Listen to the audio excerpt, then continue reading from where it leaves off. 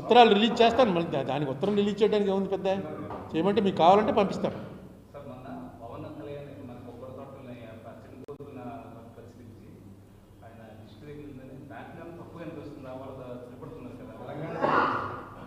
అంటే మామూలుగా మీరు నేను అంటే పెద్ద తప్పేం కాదు, కానీ పవన్ కళ్యాణ్ ఒక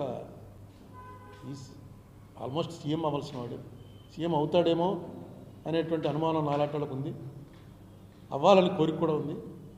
ఆ స్టేజ్ ఆఫ్ లీడరు, ఆ స్టేటస్లో ఉన్న లీడరు మాట్లాడేటప్పుడు 1-2 సార్లు ఆలోచించాలి. నేను విన్నాను, మొత్తం తెగ తిరిగేస్తాను కదా ఆయన. మన రాష్ట్రం ఇక్కడ పచ్చగా కనపడడం వల్లనే అప్పుడు తెలంగాణది అభివృద్ధి లేదని చూడినప్పుడు విభజన జరిగింది. ఆ నేపథ్యంలో చూస్తున్నాను ఒకటండి, అప్పుడు విభజన కూడా నిజంగా ఈ రాజకీయ నాయకులు, సినిమా యాక్టర్లు వీళ్ళందరూ ఇక్కడ సమస్యని ఒక్కసారి కూడా ఎప్పుడు చెప్పలేదు.